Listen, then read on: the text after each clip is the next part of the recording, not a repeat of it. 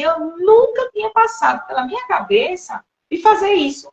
Embora era algo que sempre me chamou a atenção. E nas sessões eu até contava, na minha adolescência e tal, eu ia, né? Eu tinha essa curiosidade. Aí hoje estou eu, né? Jogando. Isso é incrível. Você vai se descobrindo, né? À medida que você vai despertando, você vai buscando, você vai se autoconhecendo e vai se libertando. Eu queria que você falasse referente mais a isso, porque independente de você chama ou não, a gente está aqui para isso. Sim. Não, e é engraçado você falar disso, porque eu brinco que eu já tive várias encarnações, essa encarnação, inclusive profissionalmente, né? Mas uma coisa que era o que todo mundo me falava, independente da profissão que eu tinha, era: nossa, você tem uma questão para ser terapeuta, né? Se a gente gosta de falar com você. As pessoas sempre se abriram muito facilmente. Eu lembro quando eu era professora de francês, as pessoas falam assim: nossa, parece mais uma sessão de terapia, né? Às vezes em francês, do que uma aula de língua, né? Porque já tinha essa questão, né? Então, por mais que não fosse minha profissão, mas esse meu lado de acolher, né, essa questão, já as pessoas já iam sentindo naturalmente e já iam vindo para mim naturalmente em relação a isso, né? Mas muitas vezes a questão também do propósito, né? Tem gente que tem dificuldade de aceitar. Eu tenho um caso, uma chaminha, onde, e já foi dito isso de diversas maneiras para ela, aceitar que um talento que ela tem seja um propósito. Por quê? Porque na criação dela, a falta de autoestima, o não olhar de amor para o talento que essa pessoa tem, faz com que ela cresceu achando que aquilo não pode ser uma profissão, que aquilo ela não pode vivenciar a vida fazendo aquilo, e que ela precisa se enquadrar, se encaixar nas profissões já existentes. Eu me lembro quando eu comecei a treinar reiki, né, a aprender, eu lembro que o meu pai virou para mim e falou assim: sabe por que tem tanto professor de reiki? Porque ninguém ganha vida fazendo isso. Eu falei: tá bom, talvez ninguém ganhe a vida fazendo isso, mas onde eu sinto o meu chamado neste momento, né? Tanto que foi... E muitas vezes a gente também não tem coragem de fazer porque a gente quer impressionar. Eu percebi isso em relação a mim, né? Durante muitos anos eu queria impressionar meu pai, né? Eu queria que ele tivesse orgulho. E na verdade, tudo que eu fazia que eu achava que ele ia ter orgulho, ele tinha, mas sempre tinha um mas. Ah, você faz isso, mas você é instável nisso. Mas... Então, sempre tinha uma questão aí. Por quê? Porque não era... Eu não estava fazendo por mim. Eu estava fazendo por ele. No dia que ele me falou isso, eu falei: tá bom. Talvez eu não ganhe minha vida fazendo isso. E eu continuei. Eu continuei nesse processo que eu senti que era o meu chamado. Hoje, ele brinca, né? Ele fala assim: nossa, você inventou uma profissão. Eu falei: não inventei uma profissão. Né? Eu simplesmente... né? E quando eu parei de agradá-lo, eu parei de querer fazer uma coisa para impressioná-lo, e eu fiz para mim, porque eu senti que era nesse caminho que eu tinha que ir, aí sim ele olhou com orgulho, né? Porque ele... Não é que as pessoas em volta da gente... não é que ele foi ruim quando ele fez isso para mim, nem um pouco. Mas é que, baseado nas crenças dele, baseado na bagagem dele, ele não conseguia ver como era possível eu transformar aquilo que ele acredita e achava muito legal numa profissão, né? No ganha-pão, né? E tem gente, como eu disse, que não vai conseguir, e tudo bem, né? Talvez... E é importante. Aliás, uma coisa que eu acho que é muito importante, porque aqui a gente tem duas terapeutas, né? Mas não é porque a gente está num despertar, não é porque a gente começa a se interessar mais por questões espirituais que a gente tem que se tornar terapeuta. Muito pelo contrário, tá? A gente precisa de pessoas despertas em todas as áreas. Ontem mesmo eu estava atendendo uma moça que está num despertar, e ela teve aí uma conexão com um duende que veio falar coisas para ela. E a gente falou justamente dessa questão da proteção da natureza. E eu contando: olha, você precisa fazer a seu nível o que você precisa fazer. E daí eu me toquei que ela trabalha na prefeitura. Olha o tanto que ela tocar, e ela não tinha percebido isso, o quanto ela está perto de pessoas que têm um poder ainda maior, né? Isso. se ela tem essa consciência, né? Então, o terapeuta, ele atende uma, duas pessoas, né? Então, ele vai atendendo. Então, sim, vai plantando o grãozinho, mas em escala menor.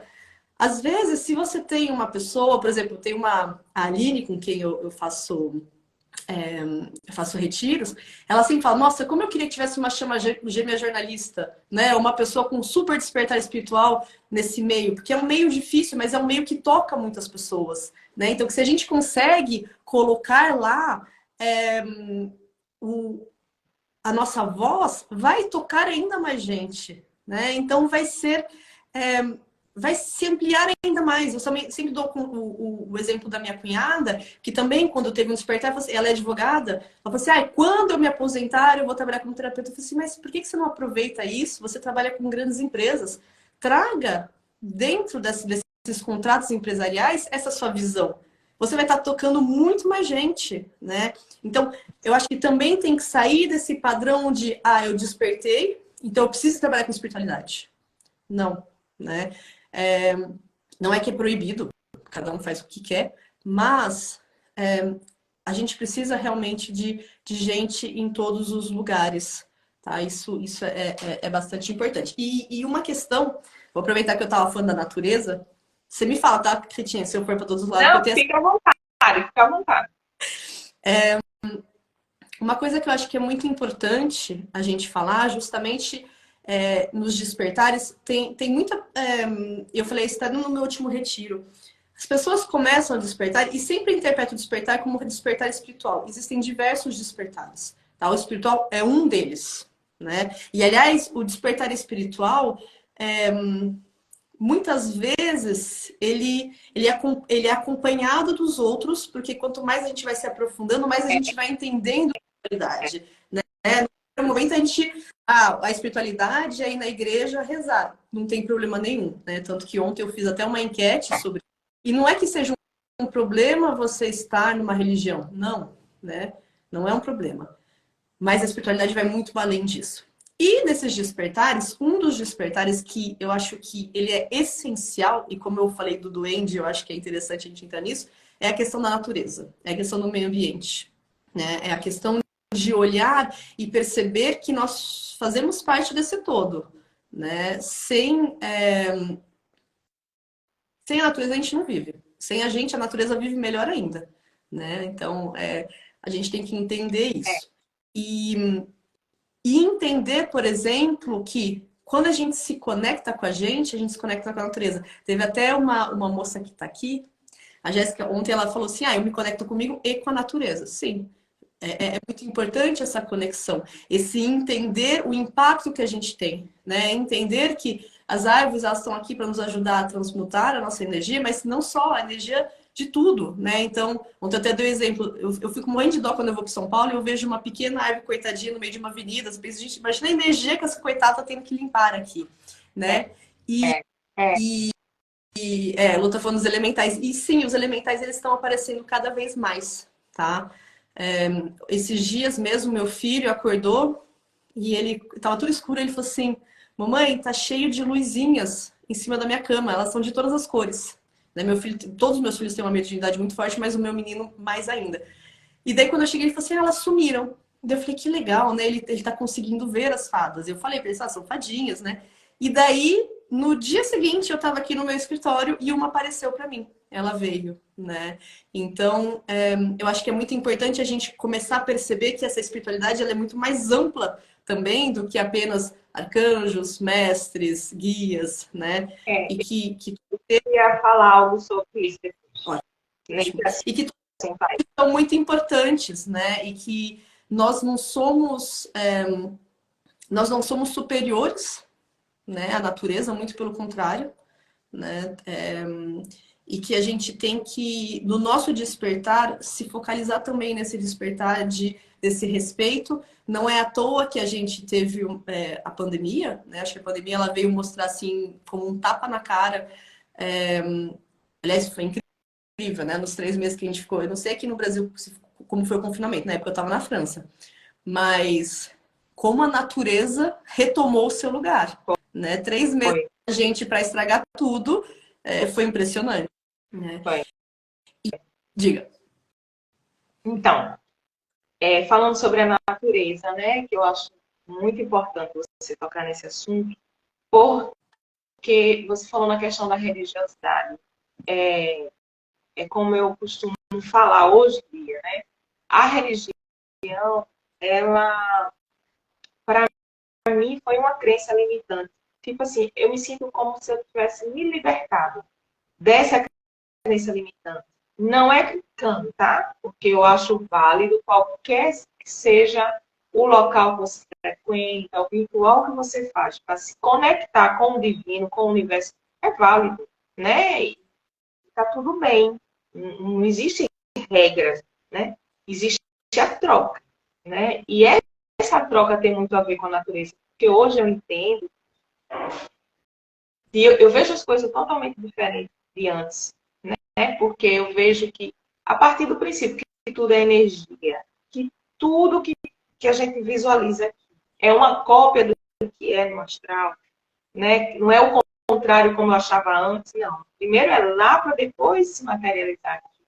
E que tudo sendo energia, nós estamos em contato com tudo, e com todo o tempo inteiro, né? Então, assim, é muito importante quando você sente essa conexão com a natureza e você vê que uma agressão à natureza está te agredindo também, Uhum. né?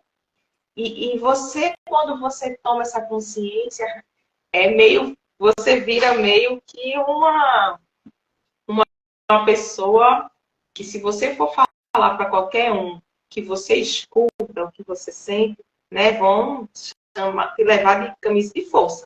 Porque é meio que você escuta a natureza, você começa a se comunicar com ela mesmo. Seja no mar, seja no rio, que tem um rio, seja com a chuva caindo, você abraçando a árvore, você sente. É diferente. É como se existissem vários véus que vão saindo, e você consegue enxergar o mundo, a terra, como sua casa. Hoje eu não me vejo, mas antigamente eu me via assim. Eu sou Rita, eu moro em Recife, eu sou brasileira. Tá? Não existe mais fronteira. É tudo uma coisa só. Né? E é muito importante a gente, independente de religião, independente de estar desperto, de não estar desperto, esse autoconhecimento faz a gente se voltar para dentro da gente, e nesse voltar dentro da gente, a gente volta para as nossas raízes, né? A gente descobre isso que foi esquecido, porque um dia lá atrás a gente tinha essa consciência e a gente foi apagando na nossa memória. Quando a gente abre o terceiro olho, a gente vê as coisas de outra forma. E tem tudo a ver com o que você falou, né? E a gente pode até novamente dar o exemplo é, da pandemia, né? Onde, nossa, um vírus lá do outro lado do mundo, nossa, não vai me atingir, né? Imagina. E, A mesma coisa é quando a gente olha para o vizinho e fala assim, não tô nem aí, o que acontece com ele não vai me atingir. Não tem essa, né? Tudo que acontece vai atingir porque nós fazemos parte desse todo. E em relação à religião, né? Eu acho que pouca gente sabe, eu quis muito ser freira numa época, né? O que não combina nem um pouco comigo, mas justamente eu era uma católica, daquelas católicas, e isso que eu nasci numa família, meus pais são ateus, né? Então minha avó, que era médium, era católica, e minha outra avó também, e ela passou a vida tentando me batizar, mas como meus pais não autorizavam, ela não conseguia. Eu fui ser batizada com 27 anos, né? Porque eu quis, eu fui lá, fiz tudo, fiz crisma.